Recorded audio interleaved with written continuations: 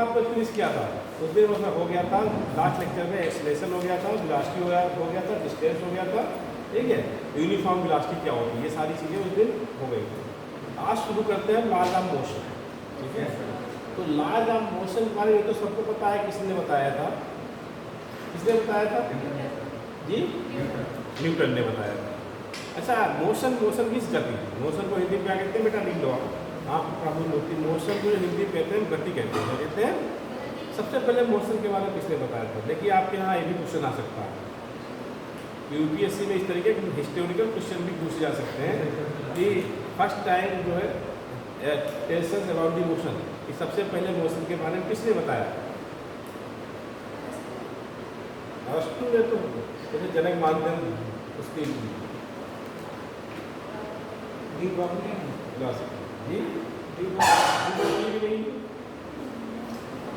बहुत दूर पहुँच गया, दीपावली तो बहुत बात की बात है। मोशन के बारे में सबसे पहले किसने बताया था, सबसे पहले आपने सुना गैलीलियन हाइपोथेसिस, गैलीलियो गैलाली, सुना है ना, गैलीलियो गैलाली, उन्होंने अपनी मोशन से रिलेटेड एक हाइपोथेसिस दी थी, क्या दी थी, परिकल्पना जी। हाँ वही तो आगे वही तो मोशन की स्टार्टिंग ही वही से हुई, सबसे पहले तो इनर्शिया आई और फिर उसके बाद लाजा मोशन उससे रिलेटेड आया, ठीक है। फर्स्ट टाइम क्या आया, इनर्शिया क्या होता है, आपको मैंने उस दिन बताया भी था, इनर्शिया तो गलत था, लेकिन मोशन के बारे में सबसे पहले किसने बताया था, 15वीं शताब्दी में कौन थे हमारे, गैलीलियो गैलाली, और इन्होंने अपनी एक परिकल्पना की थी। उन्होंने कहा कि everybody moves with relative to other body, कि हर बॉडी जो है वो एक दूसरे के रिलेटिव क्या करती है, मोशन करती है, यानी गति करती है। हाँ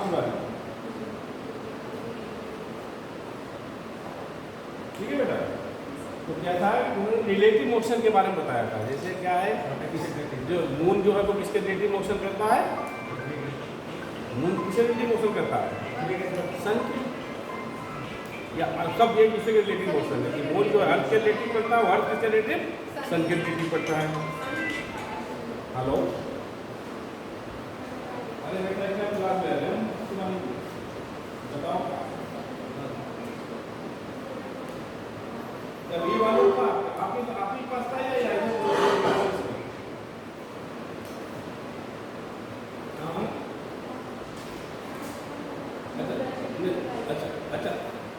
अच्छा 773 वाला या 1990 वाला,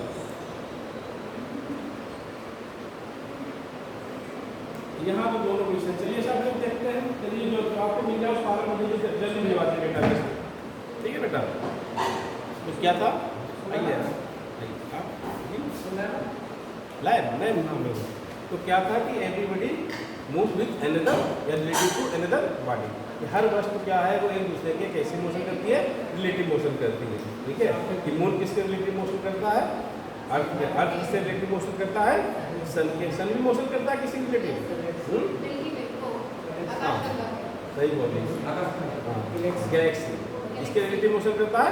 गैलेक्सी क्या होती है, सभी का कलेक्शन ऑफ स्टार्स। अगर सैमसंग का मोबाइल देखा हो, जो गैलेक्सी मोबाइल आता था तो उसमें जब ओपन करते थे तो स्पाइरल मोशन ऑफ स्टार दिखाते थे। क्या होता था कि स्पाइरल मोशन ऑफ स्टार्स उसमें होता था, उसके बाद क्या होता है, ओपन होता था मोबाइल। तो सन जो है वो किसके रिलेटिव मोशन करता है, गैलेक्सी, ठीक है। अब मोशन की बात तो उन्होंने रिलेटिव मोशन की बात करी थी, किसने, गैलीलियो गैलाली, ठीक है। उसके बाद जो है 16वीं शताब्दी में जब आए थे न्यूटन, 16वीं शताब्दी में न्यूटन आए। न्यूटन ने तो ये जो लॉ था पहला, फर्स्ट लॉ मोशन, ठीक है, न्यूटन कब आए, 16वीं शताब्दी में। नोट कर लीजिए, न्यूटन ने जो अपने लॉज दिए हैं, लॉज ऑफ मोशन से रिलेटिव या ग्रेविटेशनल लॉ दिए हैं, तो कब दिए हैं, 16वीं शताब्दी में, ठीक है। तो न्यूटन ने क्या किया था, लॉज ऑफ मोशन दिए थे। तो पहला लॉ क्या था न्यूटन का, कोई वस्तु जब तक आपका बैकग्राउंड साइंस है, किसी physics chemistry sorry physics mathematics और अच्छा बेसिक करिए तो तुम जानती हो, ठीक है। तो सबसे पहला नियम क्या था आपका, सर जब तक कोई वस्तु स्थिर रहती है, जब तक उस पर कोई फोर्स नहीं लगाई जाती है, वो अपनी स्थिति में, इस नियम को क्या कहते हैं, law of inertia, law of inertia. या दूसरा नाम इसका क्या है जी?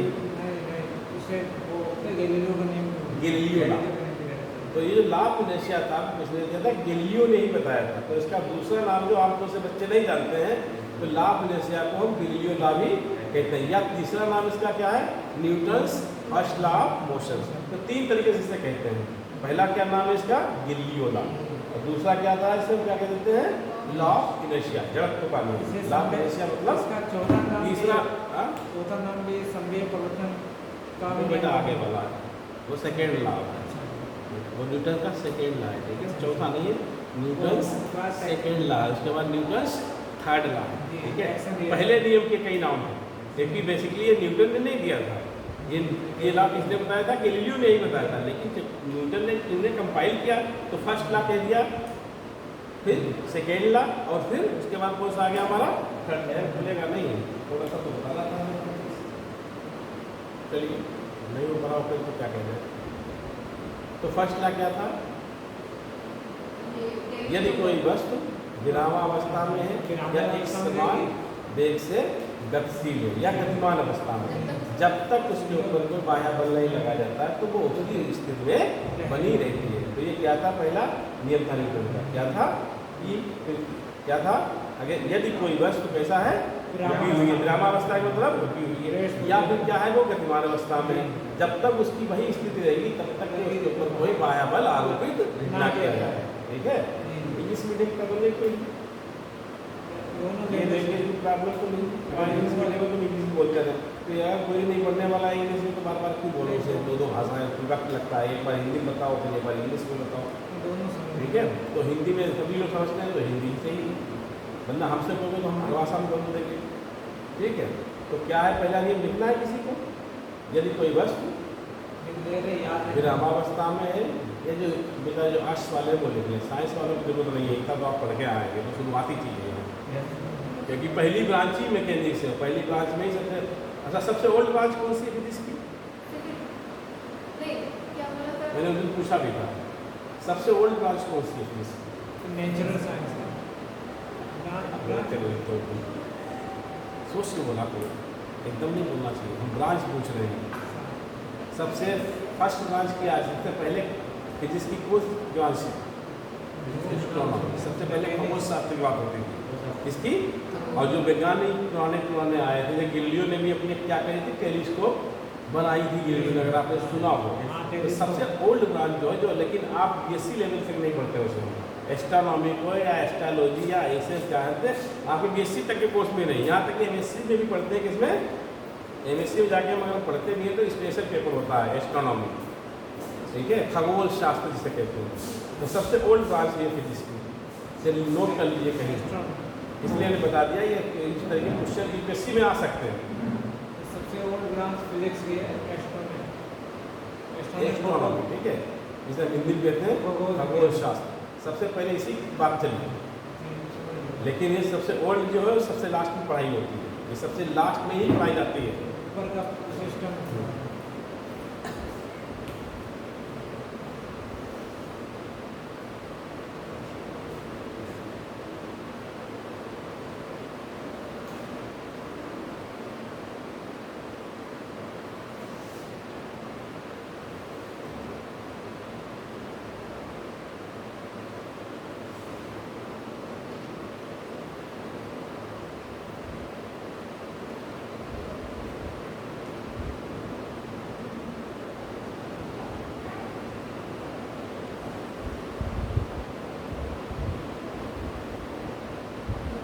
ठीक है बेटा, नोट कर लिया? तो फर्स्ट नियम आप लोग लिखिए, जब क्या यदि कोई वस्तु रेस्ट मतलब विरामावस्था में या या गतिमान अवस्था में या मैं मोशन में, गतिमान का मतलब क्या है? मोशन में। तो यदि कोई वस्तु विरामावस्था में या गतिमान अवस्था में, ठीक है, वो उसी स्थिति में रहती है जब तक कि उसके ऊपर कोई बाह्य बल आरोपित न किया जाए। वो उसी स्थिति में रहती है जब तक कि उसके ऊपर कोई बाह्य बल आरोपित न किया जाए। तो ये क्या कहलाता है? फर्स्ट लॉ ऑफ मोशन या Newton's first law of motion कह लीजिए, या गैलीलियो लॉ कह लीजिए, या इसे लॉ ऑफ इनर्शिया भी कहते हैं। ये इसमें इनर्शिया है, देखिए इनर्शिया की भी डिफिनीशन यही है। इनर्शिया क्या है बताया था मैंने, बताओ आज तुम बताओ, जो तुमने इनर्शिया के बारे में बताया था, जड़त्व जिसने हिंदी में लिखाया था मैंने कहा था लिख भी लीजिए क्योंकि ये बहुत इंपॉर्टेंट है, यहाँ से शुरुआत है। हाँ बस यही है, क्या है it is a inherent property of body, it is a inherent property of body इसके अपोज भी चेंज, कि हर एक वस्तु की एक स्वाभाविक प्रवृत्ति होती है जो अपने अंदर होने वाले परिवर्तन का विरोध करती है, जड़त्व कहलाती है। नोट कर लीजिए जो लोग नहीं आए, हर एक वस्तु की एक स्वाभाविक प्रवृत्ति टेंडेंसी, ठीक है, या इनहेरेंट प्रॉपर्टी से कहते हैं। इनहेरेंट मीन्स होता है स्वाभाविक, इनहेरेंट प्रॉपर्टी प्रत्येक वस्तु की एक स्वाभाविक प्रवृत्ति होती है जो अपने अंदर होने वाले परिवर्तन का विरोध करती है, जड़त्व कहलाती है। तो बहुत इंपॉर्टेंट है जड़त्व। जैसे फॉर एग्जाम्पल क्या है, जैसे टेबल नहीं है, तो टेबल जिस पोजीशन में चाहेगी हम इसी पोजीशन में रहें, क्या है कि जिस पोजीशन में है चाहेगी कि हम इसी पोजीशन में रहें। अगर इसको हम इसकी स्टेट को चेंज करते हैं या इसके पोजीशन को हम चेंज करते हैं तो क्या करती है, एक फैक्टर ऐसा है जो हमें मतलब ना दिखाई पड़ता है ना फील होता है, लेकिन वो लगता है, और वो क्या कहलाता है, वो फैक्टर वो इनहेरेंट प्रॉपर्टी है। वही इनहेरेंट प्रॉपर्टी क्या कहलाती है, इनर्शिया कहलाती है। ठीक है, क्या करती है, वो अपोज करती है, अपोज द मोशन, हमेशा क्या करेगी, वो जो भी मोशन हो रहा है उसका क्या करेगी, विरोध करेगी। तो जड़त्व तो क्या है कि हर एक वस्तु की अपनी स्वाभाविक प्रवृत्ति होती है जो अपने अंदर होने वाले परिवर्तन का विरोध करती है। अगर उसमें परिवर्तन करते हैं तो वो उसका विरोध करती है, इसे क्या कहते हैं, जड़त्व कहते हैं। भूलना नहीं चाहिए आप लोगों को, हम 3 बार रिपीट कर दिया है, ठीक है। अच्छा, जो फोर्सेस है ये भी कुछ लाइन इंपॉर्टेंट है, हम यहाँ पर खैर है नहीं, लेकिन फिर भी हम आपसे पूछ लेते हैं कि यूनिवर्सिटी की आप तैयारी कर रहे हैं तो इस तरह के क्वेश्चन आ सकते हैं कि how many type of forces exist in nature, कि नेचर में कितने प्रकार के फोर्सेस हैं। फोर्स तो पता है सबको, फोर्स क्या है, इनर्शिया तो हो गई, व्हाट इज फोर्स, बल क्या है। सबसे पहला क्वेश्चन यही होता है कि बल है क्या।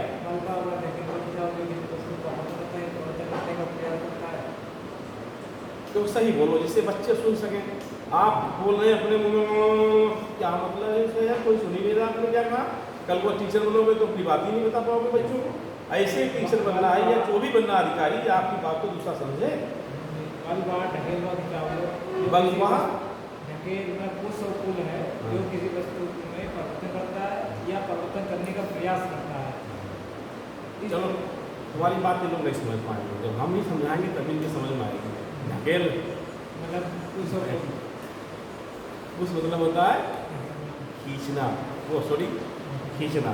पुल मीन्स होता है धक्का देना, ढकेल नहीं होता, किसी वस्तु को खींचना या धक्का देना। ठीक है, चलिए उसे छोड़िए। जो मैंने अभी क्वेश्चन पूछा उसे बताइए, how many type of forces exist in nature. जी मतलब कितने तरह के फोर्स हैं जो हमारे नेचर में शामिल हैं, या हमारी प्रकृति में कितने प्रकार के फोर्सेस हैं जो लगते हैं। विभाग में फोर्स की अच्छा, सबसे पहली बात तो फोर्स ही कर लेते हैं कि फोर्स है क्या चीज़। इनर्शिया तो हो गई, उसके बाद क्या आता है हमारा फोर्स आता है। तो फोर्स क्या है, इन्होंने क्या बताया सुन लीजिए। ये कह रहे हैं कि बल वो धक्का या खिंचाव है जो किसी वस्तु की अवस्था में परिवर्तन कर देता है। ठीक है ना, करने का प्रयास करता है या करने का, चलिए प्रयास करता है, ये भी क्या मान लीजिए, करता है या करने का प्रयास करता है। ठीक है, तो क्या कहलाता है, वो बल कहलाता है। बात उनकी सही है, ठीक है। लेकिन अगर इसमें थोड़ा सा और बढ़ाते हैं कि एक निश्चित दिशा कहते हैं तो ये पूरा हो जाएगा। क्यों, अगर एक निश्चित दिशा कहते, पहले हम बल की बात करें, अगला क्वेश्चन बाद में सोचेंगे। ठीक है, कि बल वो धक्का या खिंचाव है जो किसी वस्तु की अवस्था में परिवर्तन करता है या परिवर्तन करने का प्रयत्न करता है एक निश्चित दिशा में, तो बल कहलाता है। क्यों निश्चित दिशा की बात करी गई, तो दिशा इसलिए कही गई कि फोर्स जो है वो कैसी क्वांटिटी है, कैसी राशि है, वेक्टर क्वांटिटी। और वेक्टर क्वांटिटी में डायरेक्शन आप नहीं कहेंगे तो बात पूरी नहीं होगी। अगर वेक्टर क्वांटिटी, कोई भी वेक्टर क्वांटिटी, चाहे फोर्स हो, चाहे मोमेंटम हो, चाहे एनीबॉडी को भी पढ़ते चले जाए जो आपको पता है, अगर उसमें आप डायरेक्शन शामिल नहीं करेंगे तो वो मैग्नीट्यूड ऑफ फोर्स हो जाएगा। बल का परिमाण तो हो सकता है लेकिन बल नहीं होगा। बल जब ही होगा जब उसमें मैग्नीट्यूड के साथ साथ डायरेक्शन का भी हम जिक्र करेंगे। क्लियर, बोलो कुछ नहीं। अब ये इनकी पुरानी डिफिनीशन, ये सबसे पुरानी डिफिनीशन है। बल क्या है, बल के बारे में क्या है, वो किसी बॉडी को अगर हम खींच लें या धक्का दे दें तो उसे हम क्या कह देते हैं कि बल कहते हैं। अब अगर थोड़ा सा और मॉडर्न चले जाए तो क्या है, एन एक्सटर्नल इफर्ट, ऐसा एक बाह्य कारक, an external effort which change the state of body in a particular direction, कि वो बाह्य कारक जिससे किसी वस्तु की अवस्था में परिवर्तन एक निश्चित दिशा में कर दिया जाता है, बल कहलाता है। ठीक है, एन एक्सटर्नल इफर्ट हिंदी में लिखना है कि वो बाह्य कारक जिससे किसी वस्तु की अवस्था में परिवर्तन एक निश्चित दिशा में होता है, ठीक है, बल कहलाता है। इसे नोट कर लीजिए, आपको उसमें कंसेप्चुअली क्वेश्चन आना है बहुत ज़्यादा। इनर्शिया सबसे इम्पोर्टेंट है कि इनर्शिया क्या है, बल वो बाह्य कारक है जिससे किसी वस्तु की अवस्था में परिवर्तन एक निश्चित दिशा में होता है। बाद में बल नहीं कहेंगे, जब बल को पहले शामिल कर लिया है तो फिर बाद में बल का जिक्र नहीं करेंगे। वो बल वो बाह्य कारक है जिससे किसी वस्तु की अवस्था में एक निश्चित दिशा में परिवर्तन होता है। ठीक है, पूर्वविराम। इंग्लिश में जरूरत है नहीं लिखने की, आपको इंग्लिश में लिखने की जरूरत नहीं ना। अब बात है कि how many type of forces exist in nature, कि प्रकृति में कितने प्रकार के फोर्स एग्जिस्ट करते हैं। तो अभी इस व्यक्ति ने बोला था बीच में 4 तरीके करते हैं। कितने तरीके करते हैं? 4 तरीके। 2 प्रकार के मैंने बोल दिया। 2 तरीके का सर वो आपने दिशा बोली तो मुझे ये लगा कि दिशा के आधार पर 4 तरीके होते हैं या 2 तरीके होते हैं? चार। हाँ, चार। 4 तरीके होते हैं, सही बोला है। ठीक है, ये जो पढ़ाकू विमान आज क्यों गायब है? पता नहीं। हाँ, सबसे जो कमजोर नहीं, जो पढ़ाकू विमान अपने आप समझ रहे हैं ग्रेविटेशनल सबसे कमजोर होता है। गायब क्यों हमें पूछे क्लास से? उन्हें पता है कि मेरी गड्डियाँ बंद हो जाएंगी।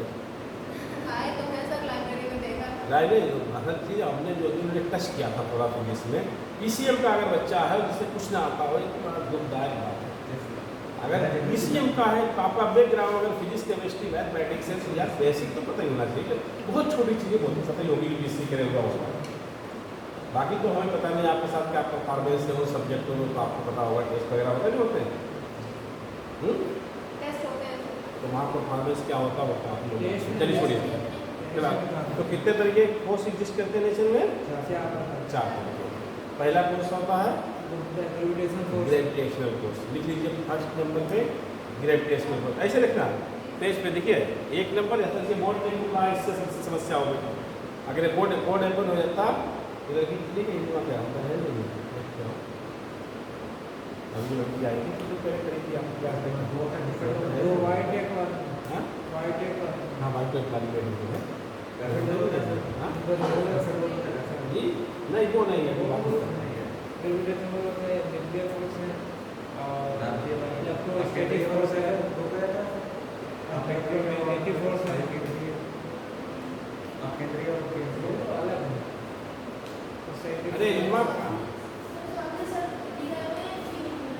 अरे की सबके उसके पास है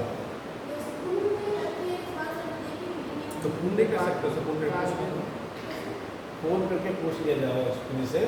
ये बोर्ड की जरूरत है, अब जरूरत है क्योंकि बताना पड़ेगा आपको। फिजिक्स में बिना बोर्ड के फिजिक्स में मेडिस नहीं पढ़ाई होती है। हल्का सब्जेक्ट है, हल्का सब्जेक्ट है फिजिक्स से इसे इलाज को फोन कर ले, पता करें कहाँ पे ऐसा कि यही है। ठीक है, समझ आ गया। तो बात अब क्या है कि 4 टाइप ऑफ फोर्सेस एग्जिस्ट क्या होते हैं नेचर में। कितने तरह के फोर्स होते हैं? 4 तरह के होते हैं। नंबर 1 डाल लीजिए gravitational force. Number 2 nuclear weak, nuclear weak force. Weak मतलब कमजोर, ये नाभिकीय दुर्बल फोर्स होता है। दुर्बल बल हाँ भाई, दुर्बल नाभिकीय दुर्बल बल। हिंदी लिखना है तो नाभिकीय दुर्बल, दुर्लभ या दुर्बल ऐसी कुछ होता है हिंदी बहुत। हाँ, पहला गुरुत्वाकर्षण बल, गुरुत्वाकर्षण ग्रेविटेशनल फोर्स, इसमें क्या कहते हैं हिंदी में? गुरुत्वाकर्षण बल। तीसरे नंबर में डालेंगे विद्युत चुंबकीय बल, जैसे इंग्लिश में कहते हैं इलेक्ट्रोमैग्नेटिक फोर्स, इलेक्ट्रोमैग्नेटिक फोर्स। तीसरा इलेक्ट्रोस्टैटिक फोर्स। तीसरा न्यूक्लियर स्ट्रॉन्ग फोर्स या स्ट्रॉन्ग न्यूक्लियर फोर्स, वो भी लिख लीजिए। एक वीक होता है वीक न्यूक्लियर फोर्स, दूसरा क्या है? इस चौथे नंबर पे है स्ट्रॉन्ग न्यूक्लियर फोर्स। ये हमने आपको स्ट्रेंथ के पढ़ते हुए क्रम में लिखा है। अब इसी में हम स्ट्रेंथ लिखें, या ताकत जिसे कहते हैं स्ट्रेंथ। ग्रेविटेशनल फोर्स जो होता है वो सबसे कमजोर होता है, ऐसा होता है सबसे वीक होता है, जो सबसे अच्छा है वो तो नेचर में होता है। नेचर में सबसे वीक है ये, ऐसा है सबसे कमजोर है। अगर हम इसको स्ट्रेंथ या इसकी रेंज लिखें तो स्ट्रेंथ जो होती है, अगर आप हमने कहा था इस तरीके से मत लिखिए या इधर डाल दीजिए स्ट्रेंथ। अगर एक साइड में लिखा है तो बीच में स्ट्रेंथ लिख लीजिए, सबसे लास्ट में रेंज लिख लीजिए, ठीक है। बीच में स्ट्रेंथ सबसे नंबर पर नेम लिख लिया, चारों फोर्स लिख लिया आपने, ठीक है। काफ़ी अगर होता तो यहाँ बता देते हैं आपको। और दूसरे नंबर पर थोड़ा जगह छोड़ के क्या कर लीजिए स्ट्रेंथ लिख लीजिए। स्ट्रेंथ में ताकतवर कौन सा है, कौन सा बड़ा है या कौन सा छोटा है, ठीक है। स्ट्रेंथ STREGTH, स्ट्रेंथ मतलब अपने हिंदी भाषा में ताकत लिख लीजिए, सामर्थ्य जिसे कहते हैं। हाँ तिवारी,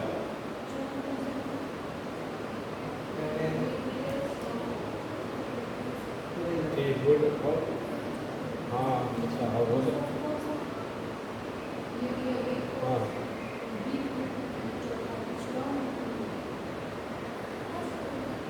अब वही तो मसला है ना कि तुम्हारे रिश्ते तो चढ़ा हुआ है वो पाप, लेकिन यहाँ डेटाबेस में आया ही नहीं है। यहाँ आए तो सबको टिक लगाया गया है कि तो वहाँ भेज दिया गया है। अब ये पॉसिबिलिटी हो सकती है जूलॉजी में चला गया धोखे से।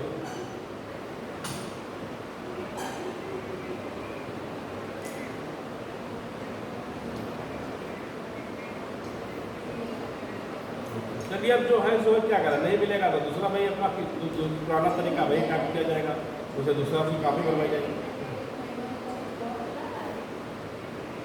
चलिए चलिए अभी क्लास में है, थोड़ी बात देखते हैं। अभी क्लास बच्चों का ले रहे हैं, APSC वालों का क्लास ले लें, बाद में बात करते हैं।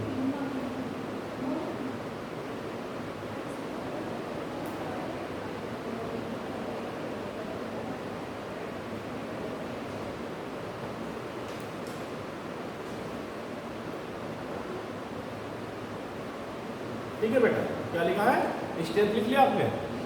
अगर पहले पे हम बल लिख लें, ग्रेविटेशन के सामने अगर हम बल लिखें, जैसे लिखा है 3 कॉलम बना लीजिए। टेबल बनाना है किस तरीके की, 3, ठीक है। उसमें कितने कॉलम बना लीजिए, 3, ठीक है। पहले में नाम लिख लिया, चारों नाम हो गए। दूसरे नंबर पे क्या लिख लिया, स्ट्रेंथ मतलब सामर्थ्य उसकी, और तीसरे नंबर पे उसका प्रास रेंज, ठीक है। तो यह बोर्ड होता तो हम आपको लिख देते, बोर्ड खुल नहीं रहा तो समस्या है, तो आप जैसे बोल रहे हैं उसी हिसाब से लिख लीजिए। ये बड़ा अच्छा क्वेश्चन है, इसके ऊपर भी पूछेंगे आपसे, देखें कितने लोग जवाब देते हैं, और समझ के पढ़िएगा इस चीज़ को।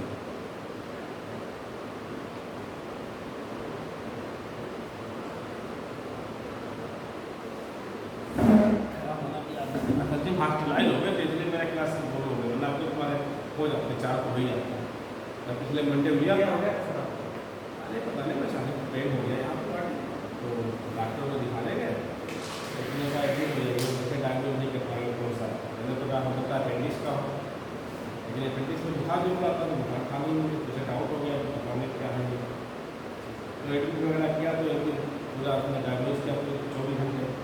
तो उन्होंने कहा कि आपके स्टोन की पहले उसी कुछ पार्टिस काटने की बात है, मेरे स्टोन की कुछ पहले स्टोन तो अल्ट्रासाउंड क्या निकल गई, तो बोले कि वो निकल तो वही है लेकिन उसके पार्टिकल्स जो है भी बॉडी में है, उसी वजह से हो रहा है।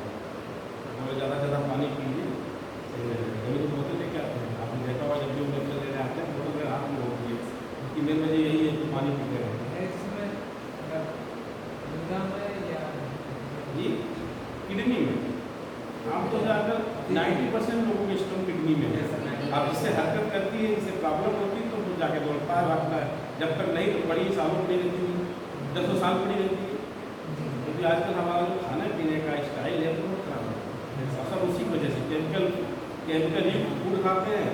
ये हम लोग पत्थर खाने नहीं बनते, आप पत्थर खाओगे तो कभी उसको निकाल देगा। अभी पहले हम लोग पुराने ज़माने में क्या होता था, कुआं को पानी पीते थे, कभी किसी सुना था स्टोन किसी एक आदमी हो गई। आज आप न 100 को चेक कराएंगे 50% लोगों को स्टोन मिलेगी, वो भी आर का पीते हैं, हाँ प्यूरिड का पीते हैं, साफ पानी पीते हैं। पहले कहाँ पानी पीते थे, कुआं में पीते थे, बहते हुए नदियों को पानी पी लेते थे, कुछ होता था कुछ नहीं होता था। लेकिन आज देखिए हम हमारे यहाँ आर 9 साल से आर का इस्तेमाल कर रहे हैं, पिछले 9 साल से। हाँ, जो लोग को दिमागों में चल रहा था ना कि वो तो पत्थर जब होते हैं बॉडी के अंदर वो जम जाते हैं, ऐसा नहीं है। ये स्टोन जो होती है हमारी बॉडी के अंदर वही चीज़ बनती है। तो पोटेशियम ऑक्सीलेट होता है या सोडियम ऑक्सीलेट, वो कैल्शियम ऑक्सीलेट है, कैल्शियम हो गया या पोटेशियम से बनती है।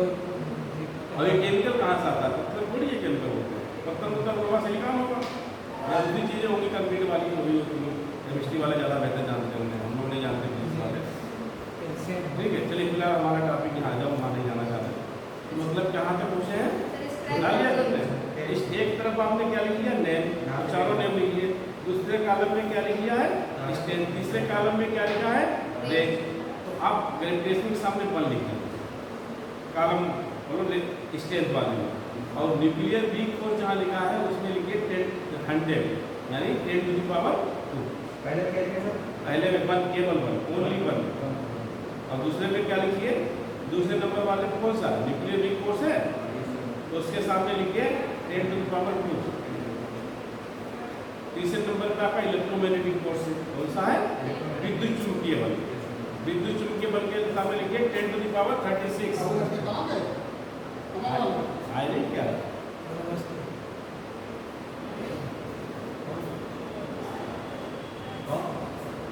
नीट वाले नहीं है ये आए थे शादी रूम में।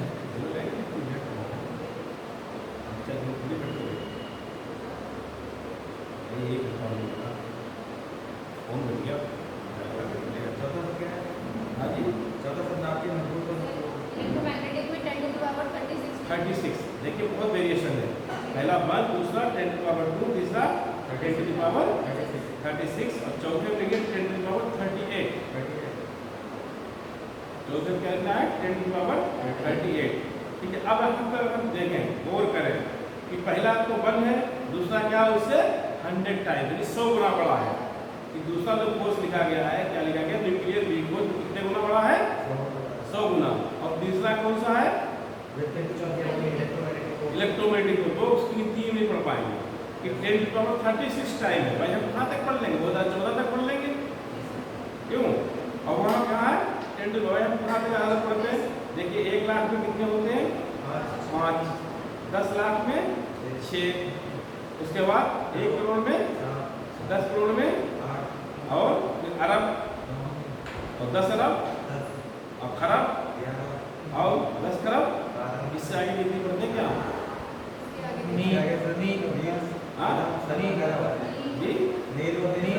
आमतौर से इतने पढ़ते हैं, अरब खरब तक पढ़ते हैं। अब वो नील है या बाकी टेरा है या पेरा है तो रात की बातें इतना तक नहीं जाते हैं लोग आमतौर से। ठीक है, तो अब मसला ये है ना कि खरब तक 12 तक चलिए हम और पढ़ जाएंगे तो 15 तक आगे चलिए मान लीजिए। मैक्सिमम कहाँ तक पढ़ सकते हैं? 10 टू द पावर 15 तक पढ़ सकते हैं। उससे आगे पढ़ सकते हैं? नहीं पढ़ सकते। तो 10 टू पावर क्योंकि कितना 36 टाइम है, तो कितना स्ट्रांग है? बहुत बड़ा है। अगर ग्रेविटेशनल फोर्स की वैल्यू 1 है तो न्यूक्लियर वीक फोर्स कितना है? उससे 100 गुना बड़ा है। इसमें तो पढ़ ही नहीं सकते कितने गुना बड़ा है। हाँ, और उसके बाद क्या है? न्यूक्लियर स्ट्रांग फोर्स है, स्ट्रांग न्यूक्लियर फोर्स। हाँ, तो वो कितना है? उससे भी 100 गुना बड़ा है भाई, उससे भी 100 गुना बड़ा है। इलेक्ट्रोमैग्नेटिक फोर्स से भी 100 गुना बड़ा है। तो मतलब 4 तरीके के फोर्स हैं। सबसे बड़ा कौन सा हो गया? न्यूक्लियर वीक फोर्स, जो शॉर्ट रेंज फोर्स होता है। कहाँ लगता है? केवल न्यूक्लियस नाभिक। याद कर लीजिए, नाभिक भी आप कोर्स में आगे पढ़ेंगे तो हो सकता है केमिस्ट्री वाला ही पढ़ाए। तो न्यूक्लियस जो है, ये फोर्सेस जो होते हैं वो कहाँ लगते हैं? सिर्फ न्यूक्लियस में ही लगते हैं। हाँ, ये फोर्सेस कहाँ है? न्यूक्लियस के बीच में ही लगेंगे। ठीक है, कौन सा फोर्स?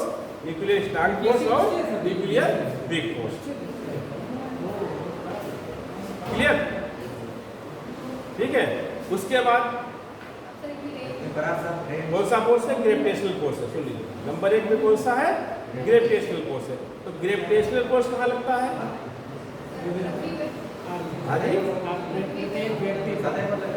देखिए ग्रेविटेशनल फोर्स एवरीवेयर कहाँ लगता है?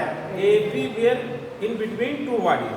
कि संसार में हर एक वस्तु के बीच में ये ग्रेविटेशनल फोर्स लगता है, चाहे छोटी वस्तु हो या बड़ी हो। ठीक है, छोटी से छोटी और बड़ी से बड़ी के बीच ये फोर्स लगता है। कौन सा? आर्ट्स साइंस वाले ध्यान दें, देखिए पीसीएम वालों साइंस वालों को ज़्यादा प्रॉब्लम नहीं है, लेकिन जो आर्ट्स फैकल्टी के बच्चे हैं वह पढ़ाकू विमान नहीं आए। देखिए जो ज़्यादा बात कर रहे थे नवेद भाई, जो ज़्यादा बात कर रहे थे वो आज क्लास में नहीं आए, क्योंकि पिछले क्लास में उससे मैंने बेसिक क्वेश्चन पूछे, क्योंकि पीसीएम। चलिए बेटा शर्ट तो मैं काटेंगे, आगे देखिए तो क्या लिख लिया आपने, स्ट्रेंथ हो गई। तो स्ट्रेंथ के मतलब समझ गए कौन सा कितना पावरफुल है या कौन से सामर्थ्य किसकी ज़्यादा है, ठीक है। पहले रेंज में लिखिए, तो रेंज में आप ग्रेविटेशनल शामिल लिखिए इनफाइनाइट, या लिखिए इनफाइनाइट, अनंत, हिंदी में अनंत, जिसकी कोई सीमा ना हो। अनंत का मतलब क्या होता है, जिसकी कोई सीमा ना हो। दूसरे नंबर पे है न्यूक्लियर, तो लिखिए 10 की पावर 10 -10, हाँ -10, 10 की पावर -10, क्योंकि ये 60 रेंज फोर्सेस होते हैं। जो न्यूक्लियर फोर्सेस है बहुत कम दूरी पे लगते हैं, न्यूक्लियस के बीच ही लगेंगे, नाभिक के बीच। नाभिक का साइज कितना होता है, 10 की पावर, नाभिक का 10 पावर 18, नाभिक बता दें आगे बढ़ो। और तीसरे नंबर पे लिखिए इनफाइनाइट, अनंत, इलेक्ट्रोमैग्नेटिक, मतलब बता दें कैसे अनंत होता है।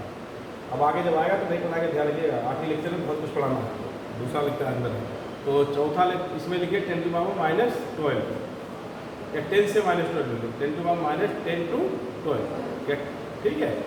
तो अब देखिए क्या है, इनफाइनाइट का मतलब क्या होता है, जो हर जगह होगा, इनफाइनाइट, इसकी कोई सीमा ही नहीं है, तो हर जगह लगेगा ये।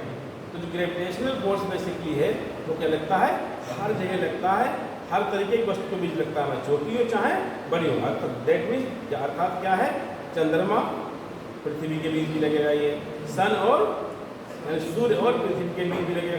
जितनी भी चीज़ें छोटी से छोटी, बड़ी से बड़ी चीज़, सबके बीच लगता है कौन सा फोर्स, ग्रेविटेशनल फोर्स। और ये हमेशा अट्रैक्टिव होता है। कैसा होता है, ये नेचर में अट्रैक्टिव होता है, वरना सारे के सारे अट्रैक्टिव भी हो सकते हैं, रिपल्सिव भी हो सकते हैं, इस तरह बना। लेकिन जो ग्रेविटेशनल एक ऐसा फोर्स है जो ऑलवेज भी अट्रैक्टिव, हमेशा क्या होगा, अट्रैक्टिव ही होगा। अट्रैक्टिव के मतलब क्या है, इसके अंदर नफरत नहीं है, हिंदी भाषा में पूछ लीजिए, इसके अंदर नफरत नहीं है। नफरत वही होता है जो दूर भगाता है, ये हमेशा क्या है, अट्रैक्टिव है, अपनी ओर खींचने वाला। इसलिए अब एक फोर्स सबसे कमजोर है, बाकी याद वर्ड में आप देख लीजिए, बाकी सब फोर्स इसके ऊपर हावी है, लेकिन ये सबसे कमजोर। तो जो भी दूसरा फोर्स होता है उसके कंपेरिजन में उसके ऊपर ये हावी हो जाता है, ये बेचारा न्यूट्रल हो जाता है, बाकी सब हावी हो जाते हैं इसके ऊपर। तो आजकल ज़्यादातर बाकी दूसरे फोर्सेस हावी नहीं, ये बेचारा हो गया कमजोर, जो सबसे सही था, ठीक है। बात समझ गए, नहीं समझ गए, कहने मतलब क्या है कि जो ये केवल अट्रैक्टिव है, कभी रिपल्सिव नहीं होगा इन नेचर में, ये हमेशा क्या होगा, अट्रैक्टिव। मतलब ये है कि अगर वो बोतल सामने रखी हुई है तो अगर वो हमारी तरफ खींचेगी, अट्रैक्ट होगी, तो दैट मीन्स क्या होगा, हमारे उसकी बोतल और हमारे बीच की डिस्टेंस क्या होगी, घटेगी। दूरियों को खत्म करने वाला है, दूरियों को कम करने वाला। बाकी फोर्सेस ऐसे हैं वो दूरी कम भी कर सकते हैं और बढ़ा भी सकते हैं। रिपल्सिव भी, उनका नेचर अट्रैक्टिव भी होता है और रिपल्सिव भी होता है, ठीक है। दूसरे बात सामने लीजिए, तो मतलब क्या होगा, अनंत का मतलब क्या है, एवरीवेयर इन यूनिवर्स, कि ब्रह्मांड में हर जगह लगेगा ये। दूसरा वाला क्या है, 10 की पावर -10, तो ये सिर्फ न्यूक्लियस में ही लगता है। न्यूक्लियस का साइज कितना होता है, 10 की पावर -14 से 15 होता है। कितना होता है, साइज ऑफ न्यूक्लियस का नोट कर लीजिए, इस तरह के क्वेश्चन आ सकते हैं आपके कंपटीशन में। साइज ऑफ न्यूक्लियस, न्यूक्लियस का आकार, नाभिक का आकार, नाभिक का आकार, तो नाभिक का आकार कितना होता है, 10 की पावर -14 से 15 तक होता है, -15, या आर करके 1 fermi, 1 fermi, 1 fermi, fermi equal to होता है 10 की पावर -15, ठीक है। 1 फर्मी, या आर करके लिख लो 1 फर्मी, पा और माँ के ऊपर, माँ बड़ी पर भी ऊपर हुआ फर्मी, ठीक है। अब कौन सा बचा है, सब हो गए चारों, कौन सा बचा है, वो तो इनफाइनाइट हो गया, वो भी हर जगह रहेगा। कैसे, देखिए ग्रेविटेशनल फोर्स जो मैंने बताया कि संसार में किन्हीं दो वस्तुओं के बीच, चाहे कोई भी दो वस्तुएं उनके बीच क्या क्या लगता है, ठीक है। और हमेशा कैसा होता है, अट्रैक्टिव। उसके बाद कौन सा है, न्यूक्लियर फोर्स, ये हमेशा न्यूक्लियस के बीच लगता है, किसके बीच, जो न्यूक्लियस के अंदर पाए जाते हैं। नाभिक के अंदर क्या पाया जाता है, ये तो आर्ट्स वाले भी जानते होंगे कि नाभिक के अंदर क्या होता है, इलेक्ट्रॉन होता है, न्यूट्रॉन एंड प्रोटॉन नाभिक के अंदर होते हैं। और बाकी जो इलेक्ट्रॉन्स होते हैं वो क्या करते हैं, नाभिक के चारों ओर कक्षाओं में चक्कर लगाते हैं। डिफरेंट कक्षाएं, निश्चित कक्षाएं होती हैं। कक्षाएं भी कैसी होती हैं, निश्चित होती हैं। तो इलेक्ट्रॉन्स जो हैं वो क्या होते हैं, पर नाभिक के चारों ओर निश्चित कक्षाओं में चक्कर लगाते हैं। एटम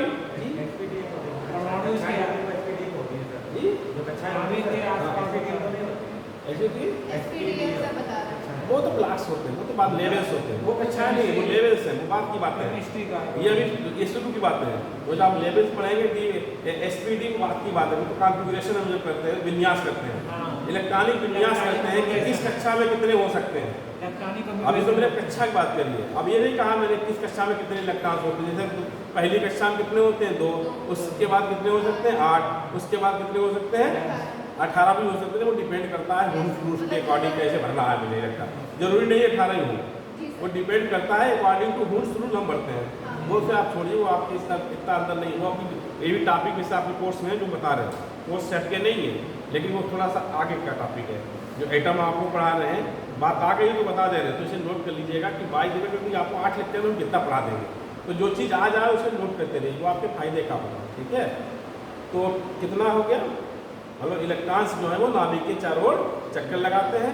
तो ये क्या हुआ, साइज ऑफ न्यूक्लियस। तो साइज ऑफ न्यूक्लियस कितना बताया मैंने, 10⁻⁻14 से 10⁻⁻15।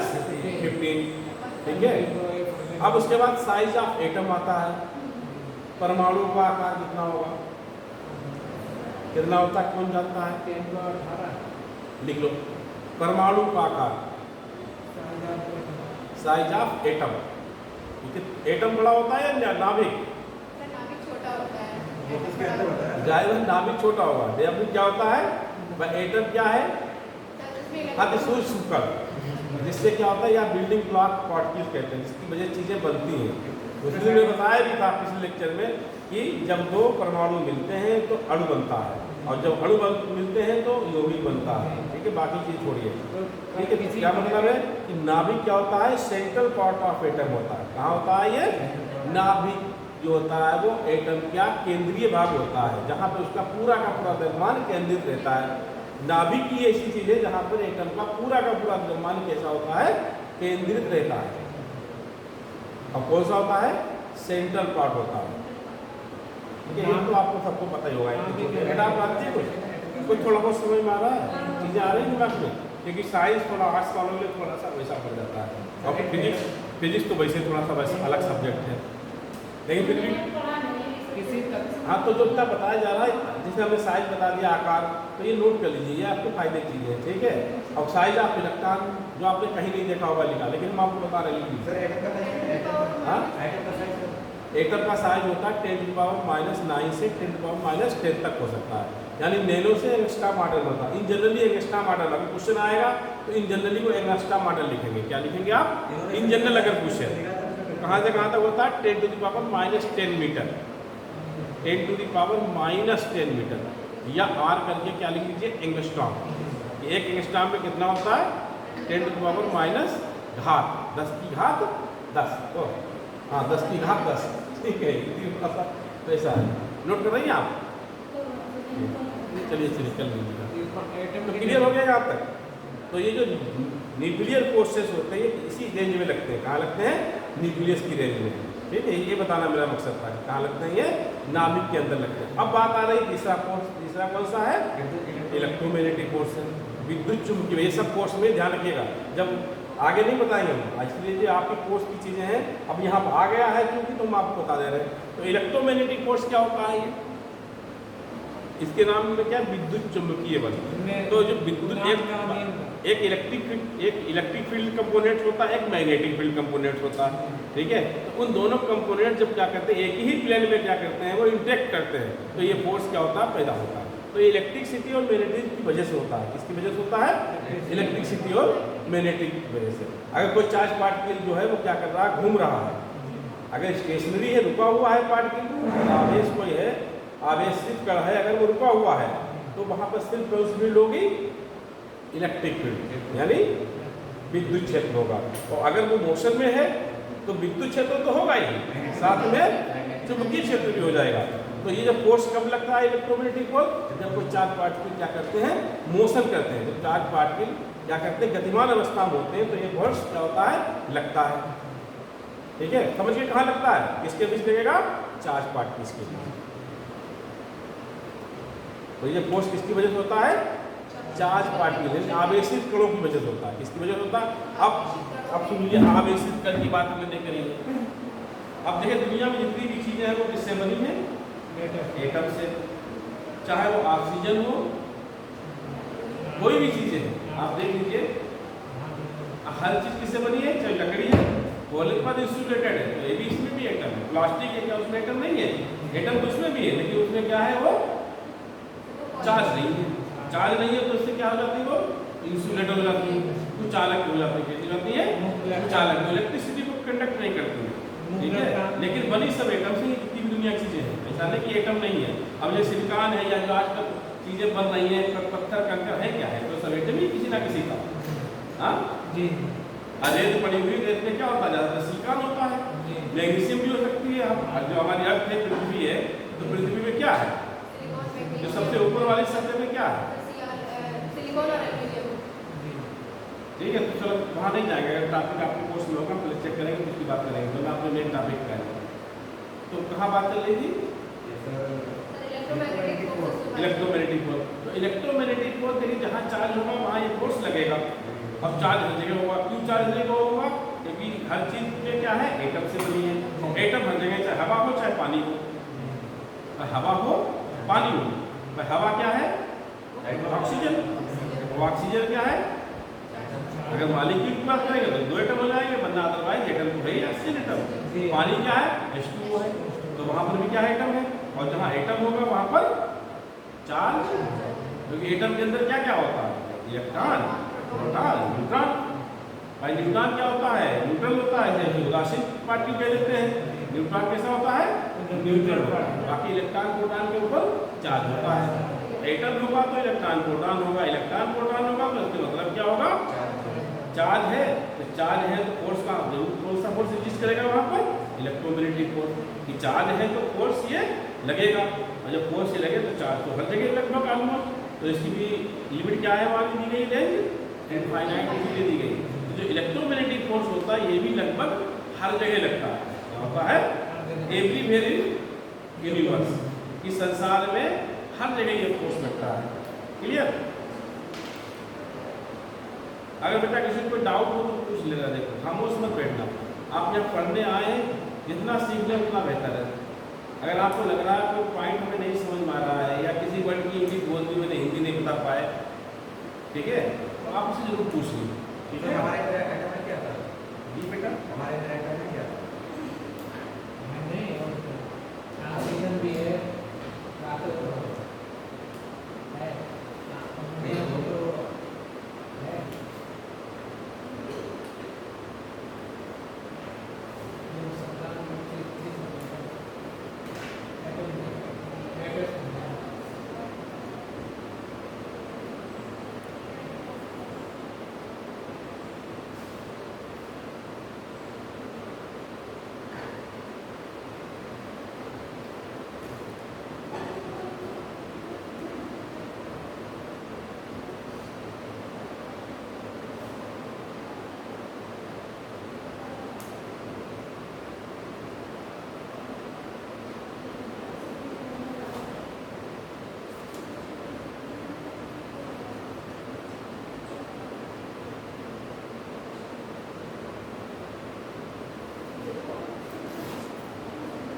अच्छा बेटा अब आगे क्या बात है, सर हमारे एटम में क्या, हाँ हमारे एटम में क्या, हमारे एटम में क्या, हाँ हमारे आपके अंदर जो आपके एटम में चार्ज तो है, और चार्ज है तो एटम है, क्योंकि अभी जाके इलेक्ट्रिसिटी पकड़ोगा तो घटा हो जाएगी। भाई दुनिया जितनी भी चीज़ें वो एटम से बनी है, एटम में ऐसी कोई चीज़ है ही नहीं जो एटम से ना बनी है। करंट कैसे लगता है, हमारे पास चार्ज है, और अगर हम वहाँ पढ़ाने पहुँच गए तो यहाँ चले जाएंगे, और बड़ी ज़बरदस्त टॉपिक है। लास्ट में भी हंसोगे उससे कम होगा उससे तो पढ़ा अगर कहीं नौबत आगे तो पढ़ा देंगे, आज ही लेक्चर लेना है, आज लेक्चर में थोड़ी समस्या है। अच्छा आगे बढ़िए, कहाँ तक पहुँचे हम?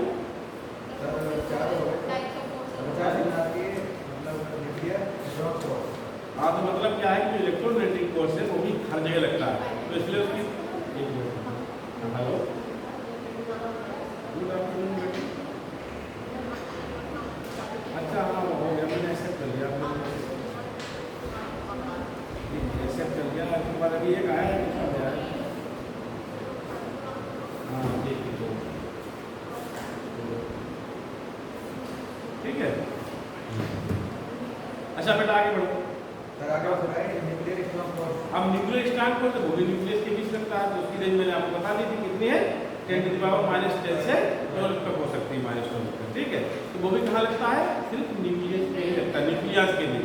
न्यूक्लियस क्या कहलाते हैं, नाभिकीय कण, जो नाभिक के अंदर पाए जाते हैं उन्हें क्या कहते हैं, न्यूक्लियस कहते हैं। और वो क्या कहलाते हैं, न्यूक्लियस क्या है हमारा, न्यूट्रॉन एंड प्रोटॉन, ठीक है क्लियर। तो वो भी क्या लगता है, सिर्फ वो शॉर्ट रेंज होती है, क्योंकि 10⁻⁻10 -10 का मतलब बहुत छोटा। आप समझ रहे हैं, -10 है, -10 के मतलब होता है बहुत ही शॉर्ट रेंज। तो ये जो न्यूक्लियर फोर्सेस हैं दोनों, ये बहुत शॉर्ट रेंज फोर्सेस हैं, बहुत कम दूरी पे, बहुत अल्प दूरी पे लगते हैं। कहाँ लगते हैं न्यूक्लियर फोर्स, बहुत अल्प दूरी पे। और बाकी ये दोनों फोर्स क्या है, इनकी रेंज क्या है, इनफाइनाइट, ये हर जगह लगते हैं। कहाँ लगते हैं, तो इनकी रेंज कितनी दिखती है और कितने पावरफुल है। रेंज तो इनफाइनाइट है और पावरफुल भी होती है, ठीक है। अब बात है, क्वेश्चन अक्सर पूछ देता है, ये बहुत कंसेप्चुअल क्वेश्चन है कि एक टेबल पे कोई बुक रखी है, क्या रखी है, लाइक टेबल के ऊपर कोई किताब रखी हुई है। अब वो क्वेश्चन पूछता है कि इसमें कितने तरह के फोर्स लगते हैं। अगर ऑप्शन एक ही सही करना है, अगर एक ही ऑप्शन वाला है तो उसमें से चारों में से कौन सा लगेगा, बताइए आप लोग सोच के। ये कह रहा है कि कोई मेज है, उसके ऊपर कोई किताब रखी हुई है, उसके ऊपर कितने तरीके के बल आरोपित होंगे, हिंदी में बता रहे हैं।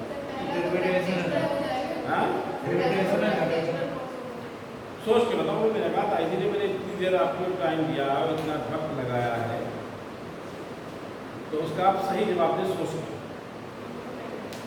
एक चीज और बता दें कि बहुत छोटी चीज बहुत बड़ी चीज के सामने कैसी जाती है, नेग्लिजिबल नगण्य हो जाती है। एक चीज बहुत छोटी है और एक चीज बहुत बड़ी है, हाँ। तो एक छोटी सी अगर पथरी ले रहे हैं हम स्टोन और पहाड़ से उसकी तुलना करते हैं, तो पहाड़ की तुलना में छोटी सी पथरी क्या होगी, नेग्लिजिबल होगी, उसका नगण्य होगा साइज। या पावर की बात कर ले, ये बहुत पावरफुल है और एक के पास बिल्कुल लेस पावर है, बहुत छोटी सी पावर है। तो वो छोटी पावर क्या होती है, बड़ी पावर के सामने नेग्लिजिबल हो जाती है, कैसी जाती है, नगण्य हो जाती है। अब बताओ कौन सा आंसर देंगे, इलेक्ट्रोमैग्नेटिक। अकल को लगाइए, क्यों, देखिए फोर्सेस, अब देखिए वो तो न्यूक्लियर फोर्सेस जो है वो क्या है, बहुत शॉर्ट रेंज फोर्सेस है, कि बहुत अल्प दूरी पे लगते हैं, न्यूक्लियर साइज पे लगते हैं। सिर्फ मतलब ये दोनों निकल गए, 4 ऑप्शन में से 2 अपने आप निकल गए। अब बचे कौन से, ग्रेविटेशनल फोर्स और इलेक्ट्रोमैग्नेटिक फोर्स। इनकी रेंज क्या है, इनफाइनाइट है, हर जगह लगते हैं, ये तो हर जगह लगते हैं, हर चीज में एटम है भाई, हर चीज में एटम है, हर चीज के बीच ग्रेविटेशनल फोर्स है। अब ग्रेविटेशनल फोर्स की वैल्यू कितनी है, 1। इलेक्ट्रोमैग्नेटिक फोर्स कितना बड़ा है, 36। बदला ना, मैंने कहा ना कि कोई कंपैरिजन तो है नहीं, यहाँ पर कोई तुलना तो है नहीं दोनों के बीच में। अब ये इतना छोटा है तो उसके सामने इसकी कोई अहमियत नहीं है, मतलब कोई वैल्यू इसकी नहीं है। तो इसकी जो ग्रेविटेशनल फोर्स है उस फोर्स के कंपैरिजन में नेग्लिजिबल हो जाएगा। अगर ऑप्शन 1 से ज़्यादा सही है, अगर आपके क्वेश्चन है उसमें ऑप्शन अगर वो कह दे कि मल्टीपल चॉइस क्वेश्चन है, इसके ऑप्शन 1 से ज़्यादा सही हो सकते हैं, तो दोनों लिख दोगे, भाई दोनों लग रहे हैं। अगर ऑप्शन केवल एक ही कह रहा है कि ओनली 1 अटेम्प्ट, मान लो ऑप्शन में क्वेश्चन है उसमें कह रहा है कि केवल एक ही ऑप्शन सही है, तो क्या लिखेंगे, इलेक्ट्रोमैग्नेटिक फोर्स। लेकिन सर एक क्वेश्चन है, हाँ, जैसे कि आपने बताया कि न्यूक्लियर स्ट्रॉन्ग फोर्सेस होती है, बहुत ही कम दूरी पे होती है लेकिन स्ट्रॉन्गेस्ट होती है। हाँ, तो सर हर एक वस्तु जब एटम से बनी हुई है, तो फिर सर अगर ये बुक रखी हुई है तो इसमें भी चार्ज एटम्स हैं, मतलब चार्ज नहीं है लेकिन एटम्स तो हैं एटलीस्ट। तो और उसकी वैल्यू होती है 10⁻38 10⁻38 एटम है ना, बहुत शॉर्ट रेंज होते हैं ना, बहुत कम दूरी पे है। ये तो इतनी दूरी हम देख सकते हैं इनके लिए, वो तो दूरी हम देख सकते हैं क्या, इतनी कम दूरी 10 to the power -10 वाली दूरी को हम देख सकते हैं या किसी टेलीस्कोप से मेजर कर सकते हैं। सर देख नहीं सकते हैं, लेकिन फोर्स तो ज़्यादा है ना, वो मुकाबले में बहुत ज़्यादा, लेकिन वो कम दूरी पे है ना, यहाँ दूरी तो ज़्यादा है ना, तो निगेटिव हो जाएगा जब हम कम दूरी की बात कर रहे हो। दूरी यहाँ दिख रही है हमारे सामने मिलीमीटर में तो होगी दोनों ही भाई, वो दूरी बहुत कम है। मैंने एक बार यही कहा कि बहुत छोटी चीज़ बहुत बड़ी सामने खत्म हो जाती है, समझ ठीक है।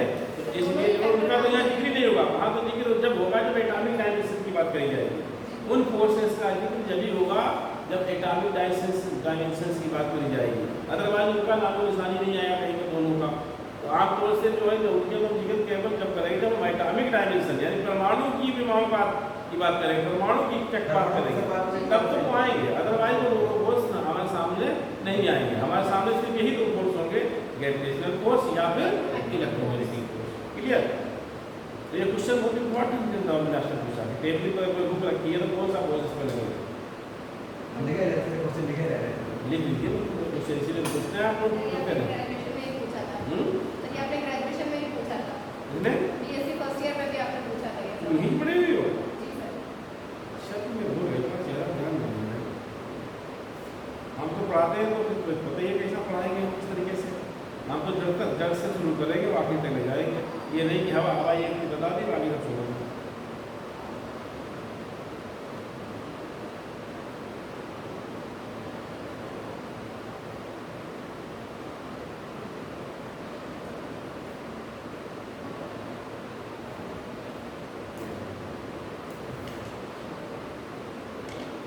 ठीक है सर, आगे बढ़े। तो ये चैप्टर हो गया, क्वेश्चन वाला चैप्टर क्लोज हो गया। अब वहाँ हम लिखा रहे थे लॉ ऑफ मोशन लिखा रहे थे, आप क्या लिखा रहे थे? तो फर्स्ट नियम लिखा दिया था आपको मैंने। सेकेंड नियम क्या होता है? Newton second law of motion, Newton के गति का द्वितीय नियम, हिंदी में भी लिखो, न्यूटन के गति का द्वितीय नियम, Newton second law of motion. ठीक है, तो द्वितीय नियम तो आप लोगों को सबको पता ही है, साइंस ग्रुप के। अब इसके लिए हमें संवेग पढ़ाना पड़ेगा, आपको क्या पढ़ाना पड़ेगा? संवेग। तो फिलहाल लिख लीजिए कि संवेग परिवर्तन की दर, पहले लिख लीजिए, पहले इसका स्टेटमेंट लिख लीजिए। अब बोर्ड चल नहीं रहा है तो बोर्ड बड़ा नुकसान कर रहा है, बोर्ड का चलना बहुत जरूरी है इसके लिए। संवेग परिवर्तन की दर न्यूटन सेकेंड का डाल लीजिए, तो संवेग परिवर्तन की दर लगाए गए बल के बराबर होती है। आज लिख लीजिए, अगले दिन जब चलेगा तो अपने आप को समझा देंगे, ठीक है? ना हो नहीं पाएगा इससे। संवेग परिवर्तन की दर लगाए गए बल के बराबर होती है, ठीक है? हाँ, rate of change of linear momentum, रेखी संवेग भी पढ़ा लेना उसमें, रेखी संवेग वरना मोमेंटम को 2000 रेखी संवेग चेंज ऑफ रेखी संवेग परिवर्तन की दर लगाए गए बल के बराबर होती है। ये द्वितीय नियम है। तीसरा नियम क्या? क्रिया क्या नियम? Law of action and reaction, law of action and reaction, Hindi में क्या कहते हैं उसे? क्रिया प्रतिक्रिया का नियम। हाँ हेलो, हो गया बेटा, मैं तो पहले यही काम करा दूंगा। हाँ हो गया, अभी नंबर नहीं चढ़े लेकिन हम उसे कह दिया था 28 तक करें, याद जाए।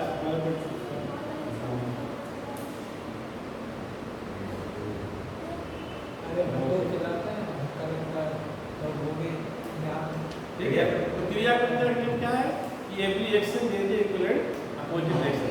अगर कहीं पर क्रिया होती तो उसके विपरीत क्रिया होती है। ठीक है, इसे क्या कहते हैं? न्यूटन का थर्ड नियम। ठीक है, law of action and reaction, क्रिया एंड क्रिया का नियम। जैसे मान लीजिए के लिए है, जैसे बोर्ड है, ठीक है, इसके ऊपर हम फोर्स लगा रहे हैं, ठीक है, तो ये बोर्ड भी हमारे ऊपर उतना ही फोर्स लगा रहे हैं जितना इसके ऊपर हम लगा रहे हैं अपने हाथ से। ठीक है, अगर ये ना लगाती होगी तो टूट जाता। ठीक है, क्रिया प्रतिक्रिया का नियम यही होता है कि अगर जैसे बाल है, बाल पे फोर्स लगा रहे हैं अपने हाथ से, अगर बाल रिप्लेस हो गई, पोजीशन चेंज कर दी तो क्या होगा? उसमें हमारे भी क्या होगा? डिस्प्लेसमेंट दिखाई पड़ेगा। और अगर नहीं हट रही है तो दैट मीन्स ये है कि ये बॉडी भी, ये बाल भी हमारे ऊपर प्रतिक्रिया उतनी ही कर रही है। तो ये क्रिया प्रतिक्रिया के नियम क्या है कि जितनी ही क्रिया करते हैं वो उतनी ही विपरीत दिशा में प्रतिक्रिया करती है। बस इसमें फर्क क्या है ये ध्यान रखना कि क्रिया प्रतिक्रिया का नियम जो है डिफरेंट बॉडीज पे होता है, एक ही वस्तु पे नहीं हो सकता कि एक वस्तु से दूसरी वस्तु के ऊपर बल लगाते हैं, वो वस्तु भी हमारे ऊपर उतना ही बल लगाती है अगर वो बॉडी हटती नहीं है।